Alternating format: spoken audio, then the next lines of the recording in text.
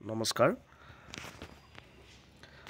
আয়ুষ্মান অসম মুখ্যমন্ত্ৰী লোকসেৱক আৰোগ্য যোজনাৰ ৰেজিষ্ট্ৰেশ্যন কেনেকৈ কৰিব পাৰি তাৰে ষ্টেপ বাই ষ্টেপ এই ভিডিঅ'টোৰ যোগেদি দেখাবলৈ এটা প্ৰয়াস কৰিছোঁ। পোনপ্ৰথমে আপোনালোকে অফিচিয়েল ৱেবছাইট মুখ্যমন্ত্ৰী লোকসেৱক আৰোগ্য যোজনাৰ যিটো অফিচিয়েল ৱেবছাইট আছে সেইটোত আপোনালোকে অ'পেন কৰিব লাগিব। যিকোনো ব্ৰাউজাৰ এটাত URL-টো আপোনালোকে কপি কৰি হওক বা ডাইৰেক্ট লিখি মেলি গুগলত চাৰ্চ কৰি দিলেও আহি যাব। MMLSAY মই ডেছক্ৰিপশ্যনত লিংকটো দি দিম বাৰু।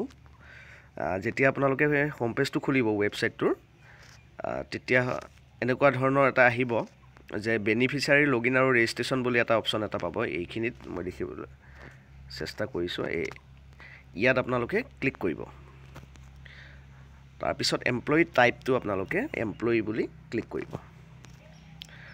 তাৰপিছত আপোনালোকে পেন নাম্বাৰ হওক GPF নাম্বাৰ হওক যিকোনো এই তিনিটাৰ যিকোনো এটা আপোনালোকে ক্লিক কৰি তাৰে যিটো নাম্বাৰ আছে পান কাৰ্ড নাম্বাৰ হওক সেইটো আপোনালোকে ইয়াত পুট কৰিব।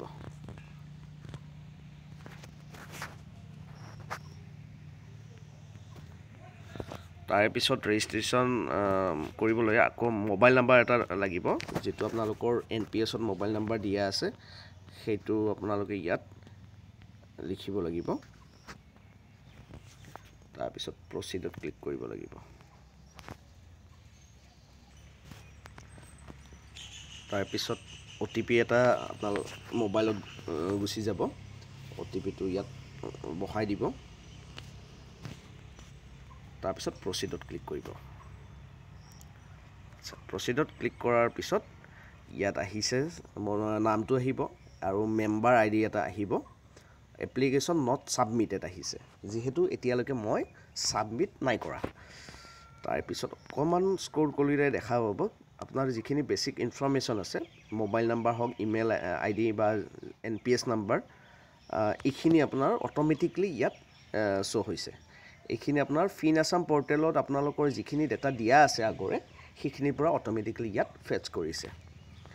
তাৰপিছত ইয়াত আপোনাৰ যিটো প্ৰেজেণ্ট এড্ৰেছ আৰু পাৰ্মানেণ্ট এড্ৰেছ, এইটো এডিট যিটো বটন এটা আছে, এই এডিট বটনত আপোনালোকে অকল এড্ৰেছখিনি পাৰ্মানেণ্ট এড্ৰেছ আৰু প্ৰেজেণ্ট এড্ৰেছটো ইয়াৰ পৰা আপুনি এডিট কৰিব লাগিব।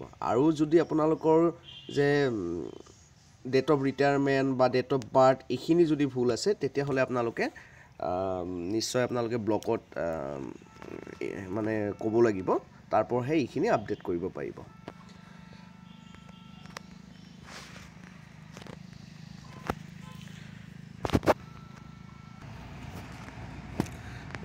তাৰপিছত আধাৰ ভেলিডেশ্যন বুলি ইয়াত থাকিব। আধাৰ কাৰ্ড যিটো নাম্বাৰ আছে নাম্বাৰটো ইয়াত বহুৱাই এটা OTP এটা জেনেৰেট হ'ব। আধাৰ ভেলিডেশ্যনটো তাৰপিছত OTP-টো প্ৰয়োজন হ'ব। আধাৰ ভেলিডেশ্যন হৈ যোৱাৰ পিছত ইয়াত অট'মেটিকলি ফটোখন আৰু ডেট অফ বাৰ্থ এনেকুৱা ধৰণৰ বস্তুখিনি আহি যাব।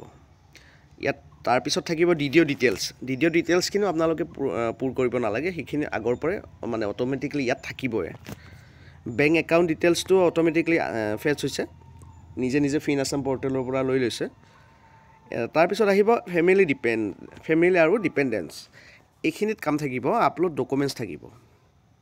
আপলোড ডকুমেণ্টছত আপোনাৰ আধাৰ কাৰ্ড লাগিব, তাৰপিছত পেন কাৰ্ড, ভোটাৰ ID বা পাছপৰ্ট যিকোনো এখন, আধাৰ কাৰ্ড লাগিল, পান কাৰ্ড লাগিল, তাৰপিছত লাগিল প্ৰাইমাৰী এমপ্লয়মেণ্ট প্ৰুফৰ কাৰণে আপোনাৰ হয়তো এমপ্লয়ী ID কাৰ্ডখন থাকিলে সেইখন দিব, আৰু যদি কিবা কাৰণত ID কাৰ্ডখন নাথাকে তেতিয়াহ'লে আপোনালোকৰ এপইণ্টমেণ্ট যিখন কপি আছে সেইখন আপলোড কৰিলেও ইয়াত হ'ব।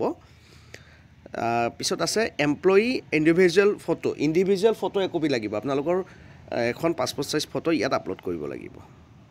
তাৰপিছত আহিল এড ডিপেণ্ডেণ্টত আপোনালোকে এইখিনি স্পাউচ, ছন, ডটাৰ, মাদাৰ, ফাদাৰ এই পাঁচজনৰ আপোনালোকে ডিপেণ্ডেণ্ট ছিলেক্ট কৰিব পাৰিব।